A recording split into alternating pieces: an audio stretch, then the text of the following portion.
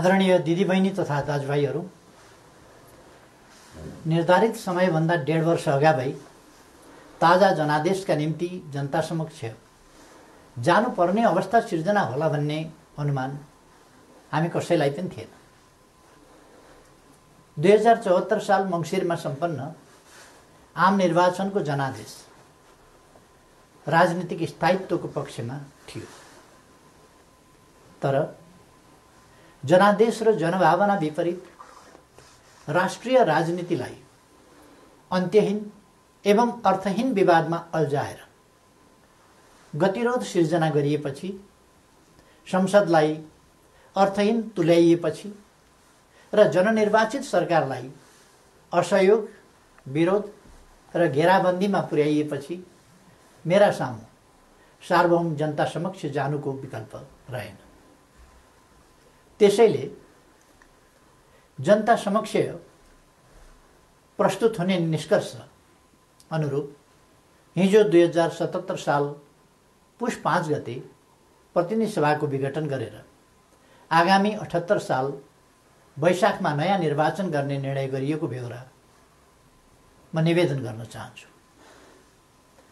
सतहमा हेर्दा हिजो विकसित घटनाक्रम अप्रत्याशित र आकस्मिक जस्तो देखिए तापनि यो परिस्थिति लामो समयदेखि राष्ट्रिय राजनीति र मूलतः सत्तारूढ नेपाल कम्युनिस्ट पार्टीका केही नेताहरूका असङ्गत, विकृत र जनअपेक्षा विपरीतका गतिविधिहरूद्वारा सिर्जना भएको हो। 2074 साल असोज 17 गते तत्कालीन नेकपा एमाले र नेकपा माओवादी केन्द्रबीच वाम गठबन्धन बनाएर निर्वाचन लड्ने र निर्वाचन लगत्तै पार्टी एकता गर्ने उद्घोष गरिएको थियो। यो निर्णय आम निर्वाचन मार्फत आम जनताद्वारा स्पष्ट रूपमा अनुमोदन भएको थियो, तर निर्वाचन पश्चात राष्ट्रिय राजनीतिलाई जनअपेक्षा अनुरूप अगाडि बढ्न नदिने विभिन्न विसङ्गत गतिविधि सुरु भए।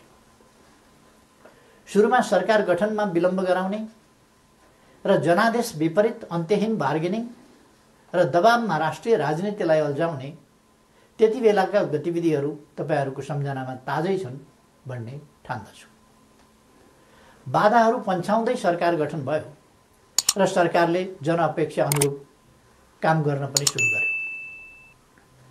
त्यसपछि केही नेताहरूद्वारा निरन्तर रूपमा अस्थिरताका सन्देश र प्रयास जारी रहे।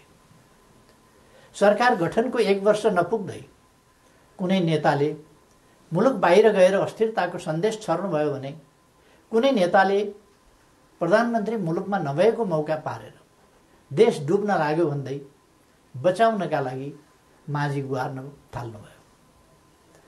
सरकार संविधानको कार्यान्वयनका लागि नयाँ कानुन निर्माण, संघीयताको कार्यान्वयन र मुलुकको सामाजिक आर्थिक रूपान्तरणमा केन्द्रित थियो, तर कतिपय साथीहरूका आँखा निरन्तर पद, प्रतिष्ठा र पद सोपानमा मात्रै केन्द्रित भए। आफ्नो काँधमा आएको ऐतिहासिक अभिभारा पूरा गर्ने गरी नीति निर्माण, राज्य सञ्चालन र जनपरिचालनमा केन्द्रित हुनुपर्ने नेकपालाई केही नेताहरूले आफ्ना असन्तुष्टि, कुण्ठा र आत्मकेन्द्रित सोचहरूको बन्धक बनाउने र निष्प्रभावी तुल्याउने प्रयास गर्नुभयो। दिदीबहिनी तथा दाजुभाइहरू, समस्या समाधानका लागि 2 अध्यक्षहरूका बीचमा कार्यविभाजन गरेर एकजना सरकार र अर्कोले पार्टी सञ्चालनमा केन्द्रित हुने निर्णय भएपछि समस्या समाधान हुने अपेक्षा गरिएको थियो। मैले सोही अनुरूप आफूलाई पूर्ण रूपमा सरकारमा केन्द्रित गरेँ। यसबीचमा पार्टी काम कति अगाडि बढ्यो, एकीकरणका बाँकी काम कति पुरा भए, महाधिवेशनको तयारी कति अगाडि बढ्यो र जनतालाई समस्या परेको बेला विशाल पार्टी पङ्क्तिलाई कति परिचालन गरियो, यसमा मैले केही भनिरहनु पर्ला जस्तो लाग्दैन। तथ्यहरू आफै बोल्छन्। तर सरकारलाई भने राम्रोसँग चल्न दिइएन। पार्टी घोषणापत्रको मर्म र समृद्ध नेपाल सुखी नेपालीको अभियानलाई हाँक्न सक्ने गरी योग्यता क्षमताका आधारमा मन्त्री परिषद पुनर्गठन गर्न खोज्यो भने आफ्नो र पराईका कित्ता काट गरेर टुङ्गोमा पुग्न दिइएन। महत्त्वपूर्ण संवैधानिक अङ्गहरूमा रिक्तता सिर्जना हुन थाल्यो, पूर्ति गर्न पाइएन। पछाडि परेका सामाजिक समुदायको हितका लागि विभिन्न संवैधानिक आयोगहरूको व्यवस्था छ, तर 2.5 वर्षसम्म पनि त्यहाँ नियुक्ति हुन पाएन। सरकारले दूरगामी महत्त्वका काम गरेको छ, प्रतिकूलताका बीचमा पनि मुलुकले महत्त्वपूर्ण उपलब्धि हासिल गरेको छ, युगान्तकारी काम सुरु भएका छन्, तर विपक्षी दलहरूलाई पनि उछिनेर केही नेताहरू सरकारको अनन्त विरोध र नकारात्मक मनोविज्ञान सिर्जना गर्न उद्धत भइरहनु भयो। सरकारले प्रस्तुत गरेका कतिपय प्रस्तावमाथि सार्वभौम संसदलाई छलफल पनि गर्न नदिइकन जबरजस्ती रोकेर राखियो। विगत केही महिना यता सरकार कस्तो कठिनाइ बीच काम गर्न बाध्य भयो र कस्तो घेराबन्दीको शिकार भयो भन्ने बारेमा यहाँहरू अनभिज्ञ हुनुहुन्न भन्ने म ठान्दछु। मैले राज्य प्रणालीमा पनि र पार्टी संरचनामा पनि नेतृत्व हस्तान्तरणको एउटा वैधानिक प्रणाली बसाल्ने प्रयास गरेँ। प्रधानमन्त्री चयन ताजा जनादेशका आधारमा बन्ने संसदले गरोस् र पार्टी नेतृत्वको चयन महाधिवेशनबाट होस् भन्ने विधि स्थापित गर्न खोजे। सङ्घीय लोकतान्त्रिक गणतन्त्रका निम्ति अगुवाई गरेको पहिलो पुस्ताले संरक्षक र उत्प्रेरकको सम्मानजनक भूमिकामा रहोस् र मुलुकको नेतृत्व सामाजिक आर्थिक रूपान्तरण र समृद्धिको मिसन पूरा गर्न सक्षम र सक्रिय नयाँ पुस्तामा हस्तान्तरण होस् भन्ने मार्गचित्र प्रस्तुत गरे। यसै मान्यताका आधारमा 5 वर्षको सरकारको नेतृत्वपछि सुयोग्य नेतृत्वलाई जिम्मेवारी हस्तान्तरण गर्ने र महाधिवेशनद्वारा पार्टीको कार्यकारी जिम्मेवारीबाट अवकाश लिने घोषणा समेत गरे। मुलुकको जटिल अवस्थामा नियमित महाधिवेशन हुन नसक्ने हो भने पनि विशेष महाधिवेशन गरेर अध्यक्ष पद हस्तान्तरण गर्न इच्छा गरे र योजना पनि प्रस्तुत गरे। तर महाधिवेशनका लागि साथीहरूले 4 महिना पनि कुर्न सक्नु भएन। उल्टै मेरो राजनीतिक चरित्र हत्या गर्ने गरी अत्यन्त लाञ्छित र अपमानित गर्दै आरोप पत्र पेश गर्नुभयो। त्यसलाई पार्टीको लोगो र कार्यालयको दुरुपयोग गर्दै राष्ट्रव्यापी रूपमा वितरण गर्नुभयो र वस्तुतः पार्टी विभाजनको अप्रत्यक्ष घोषणा गर्नुभयो। अर्कातिर भित्रभित्रै प्रधानमन्त्री विरुद्ध अविश्वास प्रस्तावको तयारीलाई अगाडि बढाउनु भयो। पार्टी अध्यक्ष एवं संसदीय दलका नेतालाई थाहै नदिई संसद अधिवेशन बोलाउन हस्ताक्षर सङ्कलन गरेर साथीहरूले संविधान विपरीत पार्टी प्रणाली र पद्धतिमाथि यसअघि नै गम्भीर आघात पुर्याउनु भयो। यसपछि नै पार्टीभित्रको अवस्था निकै गम्भीर र सङ्कटपूर्ण बन्न पुगेको।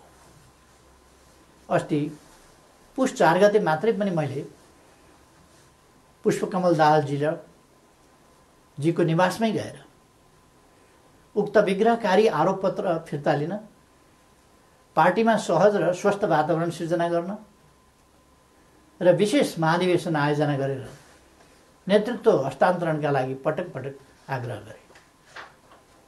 पार्टी एकीकरणको सङ्क्रमणकालीन प्रयोजनका लागि मनोनयनद्वारा गठन भएका र महाधिवेशन सम्पन्न गर्ने मुख्य दायित्व भएका पार्टीका नेतृत्वदायी कमिटीहरूलाई पार्टी विधान र एकीकरणको भावना विपरीत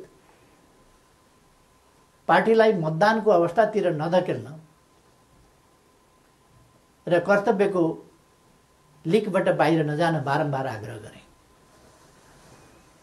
तर यस प्रयासलाई मेरो कमजोरी ठान्यो। केही भएको छैन, केही गरिने छैन भन्ने कुरामा अल्मल्याउँदै प्रधानमन्त्री विरुद्ध अविश्वास प्रस्तावको तयारी अगाडि बढाइयो। दिदीबहिनी तथा दाजुभाइहरू, सरकार विरुद्ध यसरी घेराबन्दी र दाउपेच गर्नुपर्ने जायज कारण के थियो र? सरकारले यस बीचमा राष्ट्रियतालाई सुदृढ गर्ने सन्दर्भमा ऐतिहासिक कामहरू गरेको छ। नेपालको वास्तविक भूभाग समेटेको नयाँ नक्सा प्रकाशन गरिएको छ। तदनुरूप सर्वसम्मतिका आधारमा संविधान संशोधन गरिएको छ। समस्या समाधानका लागि मित्र राष्ट्र भारतसँग वार्ताको तयारी भइरहेको छ। चीनसँग पारमाणु यातायात प्रोटोकलमा हस्ताक्षर भएको छ। नेपालको अन्तर्राष्ट्रिय छवि भूमिका र आकर्षण बढेको छ। यसलाई सुदृढ गर्न सबैले सहयोग गर्नुपर्ने बेलामा सरकारलाई असहयोग र असफल पार्न भइरहेका यी गतिविधिका पछाडि गम्भीर षड्यन्त्र लुकेको स्पष्ट छैन र? यी घटनाक्रम हेर्दा म आजभन्दा 4 वर्ष अगाडिका परिदृश्यहरूलाई सम्झिरहेको छु। नाकाबन्दीको साहसका साथ सामना गर्दै त्यसलाई अन्त्य गरे बापत नेपालको पार्वन सुविधा विस्तार गरेर फेरि कहिल्यै नाकाबन्दी नहुने कुराको सुनिश्चित गरे बापत त्यति बेलाको सरकारलाई यसै गरी षड्यन्त्रपूर्ण ढङ्गले अपदस्थ गरिएको थियो। परिस्थिति र समय सन्दर्भ फरक भए पनि पात्रहरू उनै हुनुहुन्थ्यो। के यसले हाम्रा कतिपय नेताहरू नेपाललाई अनन्त अस्थिरतामा फसाउने योजनामा सहभागी भएको स्पष्ट रूपमै देखिनुहुन्न र? थुप्रै प्रतिकूलताका बावजुद नेपालले गएको 3 वर्षमा उल्लेख्य उपलब्धि हासिल गरेको कुरामाथि पनि उल्लेख भइसकेको छ। प्राय सबैजसो विकास सूचकाङ्कहरूमा नेपालले प्रगति गरेको छ। कतिपय क्षेत्रमा फड्को नै मारेको छ। शान्ति सुरक्षाको स्थितिलाई सुदृढ तुल्याइएको छ। पृथकतावादी गतिविधिलाई समाधान गरिएको छ। मुलुकले विकास, सुशासन, समृद्धि र स्थायित्वतिर सकारात्मक कदम चालिरहेको यस स्थितिबाट पार्टी खुसी हुनुपर्ने होइन र? सबै मिलेर यसलाई थप गति दिनुपर्ने होइन र? तर कतिपय नेताहरूबाट यसको उल्टो काम भइरहेको छ। सरकारलाई 5 वर्ष काम गर्न दिने र उसका कामको परीक्षण जनताबाट निर्वाचनका क्रममा हुने लोकतान्त्रिक बाटो छोडेर सधैँभरि सत्ता, सधैँभरि सरकार, सधैँभरि पदीय भागभण्डाको चक्रव्यूहमा राजनीतिलाई बन्दी बनाउने काम भयो। लोकतन्त्रमा सत्तापक्षले जनताको आदेशअनुसार काम गर्छ, प्रतिपक्षले नियन्त्रण र सन्तुलनको भूमिका खेल्छ। तर हामी कहाँ सत्तापक्षका कतिपय साथीहरू नै प्रतिपक्षभन्दा बढी आक्रामक, असहयोगी र षड्यन्त्रपूर्ण गतिविधिमा संलग्न हुने विडम्बनापूर्ण अवस्था सिर्जना भयो। आजको स्थिति विकसित हुनुमा कतिपय नेताहरूको गतिविधिको मुख्य जिम्मेवारी रहेको तथ्यलाई एका राख्नुपर्दछ। यस्तो काम कुनै पनि अर्थमा लोकतान्त्रिक हुन सक्दैन। दिदीबहिनी तथा दाजुभाइहरू, पार्टीलाई एकताबद्ध रूपमा अगाडि बढाउने, नेतृत्व हस्तान्तरणको विधि र प्रणाली बसाउने र पार्टी, सरकार र संसदलाई जनताको हितमा केन्द्रित गर्ने मेरा प्रयासहरूमा यसरी निरन्तर बाधा सिर्जना गरिए। यसपछि नै म यस निर्णयमा पुग्न बाध्य भएको हुँ। प्रतिनिधि सभा विघटन र नयाँ निर्वाचन मेरो रुचि वा छनौटको विषय थिएन। तर मुलुकलाई अकर्मण्य अवस्थामा राखिराख्नु उचित हुँदैन थियो। संसदलाई केही नेताहरूको स्वार्थको बन्धक बनाइराख्नु जनादेश विपरीत हुन जान्थ्यो। जनताको भावनाअनुसार काम गर्न अगाडि बढ्नै नसक्ने स्थितिबाट मुलुकलाई निकास दिनै पर्थ्यो। जनअनुमोदित नेकपाको यस सरकारलाई आफ्नै दलका नेताहरूले काम गर्न नदिने र दलभित्रको कचिङ्गलले प्रतिनिधि सभालाई पनि शिकार बनाउने अवस्था अन्त्य गर्नै पर्थ्यो। यसै पृष्ठभूमिमा म नयाँ जनादेशका लागि सार्वभौम जनता समक्ष जाने निष्कर्षमा पुगेको हुँ। म अझै पनि विगतका सबै तिता पीडाहरूलाई बिर्सेर एकताबद्ध भई निर्वाचनमा सहभागी हुन कमरेडहरूलाई आग्रह गर्न चाहन्छु। निर्वाचनको घोषणाले पार्टी एकतालाई बलियो बनाउने अपेक्षा गरेको छु। पार्टी पहिलो शक्ति बन्नुमा, पार्टी एकता हुनुमा र पार्टीले विशाल जनसमर्थन प्राप्त गर्नुमा केपी ओलीको कुनै योगदान छैन। हामी पो निर्णायक हौँ भन्ने कमरेडहरूलाई पनि लोकप्रियता र क्षमताको मापन गर्ने यसले अवसर दिनेछ। प्रधानमन्त्री बन्न व्यग्र प्रतीक्षामा वा प्रयासमा रहनुभएका नेताहरूलाई पनि ताजा जनादेशले विकल्प दिनेछ। प्रतिपक्ष दललाई पनि आफ्ना एजेन्डा जनताबीच लैजान अवसर प्रदान गर्नेछ। निर्वाचन लोकतन्त्रको आत्मा हो। यो सबैभन्दा उन्नत लोकतान्त्रिक अभ्यास तथा विधि पनि हो। जननिर्वाचित सरकारले काम गर्न पाउँदैन भने उसले पुनरावेदन गर्न जाने ठाउँ सार्वभौम जनता समक्ष नै हो। मैले यही बाटो अवलम्बन गरेको छु। पार्टीले मेरो नेतृत्वमा विगत आम निर्वाचनमा लडेको थियो। म पार्टी संसदीय दलबाट सर्वसम्मत रूपमा नेता चयन भएको थिएँ र त्यसै हैसियतमा प्रधानमन्त्री निर्वाचित भएको थिएँ। बहुमत प्राप्त दलको सर्वसम्मत नेतालाई काम गर्न नदिइएपछि बन्द कोठामा अनुचित र सिद्धान्तहीन सम्झौतामा अल्झिएर जनअपेक्षामा आँच पुर्याउनु मैले उपयुक्त ठानिनँ। जनतालाई फैसला गर्न दिनु नै सबैभन्दा लोकतान्त्रिक विकल्प हो भन्ने मैले ठाने। त्यसै पनि जस्केलाबाट सरकारमा छिर्ने र जनमतको उपहास गर्ने अलोकतान्त्रिक चरित्रप्रति मैले सधैँ विमति राख्दै आएको छु। दिदीबहिनी तथा दाजुभाइहरू, नेपालको संविधानले नेपालको सार्वभौम सत्ता र राजकीय सत्ता जनतामा निहित रहने व्यवस्था गरेको छ। राज्य सञ्चालनको अन्तिम निर्णयकर्ता जनता हुन्। जनताको यो सार्वभौम सत्ता, राजकीय सत्ता र निर्णय निर्वाचन मार्फत व्यक्त हुन्छ। जनताको अभिमत व्यक्त हुने निर्वाचनले लोकतन्त्रलाई थप सुदृढ र परिपक्व बनाउँछ। हाम्रो लोकतान्त्रिक प्रणाली नयाँ छ तर कमजोर छैन। मुलुक जनप्रतिनिधिविहीन अवस्थामा छैन। राष्ट्रिय सभा क्रियाशील छ। प्रदेश सरकार र प्रदेश सभा एवं स्थानीय सरकारहरू मुलुकको संविधान र कानुन अनुरूप आफ्नो तहमा राजनीतिक नेतृत्व प्रदान गरिरहेका छन्। राष्ट्रपति र न्यायालय लगायतका संस्थाहरू र राज्यका निजामती एवं सुरक्षा अङ्गहरू सबै आफ्नो कर्तव्य निर्वाहमा दृढ छन्। 4.5 महिनापछि नयाँ प्रतिनिधि सभा स्थापित भइहाल्ने नै छ। 21औं शताब्दीको नेतृत्व गर्न तयार भएर बसेको हाम्रो युवा पुस्ता लोकतन्त्रप्रति प्रतिबद्ध छ। यो पुस्ता नै लोकतन्त्रको सबैभन्दा ठुलो पहरेदार हो। यस परिस्थितिमा म सम्पूर्ण युवाहरूलाई लोकतन्त्रको रक्षाका लागि एकजुट भएर दृढतापूर्वक अगाडि बढ्न आह्वान पनि गर्न चाहन्छु।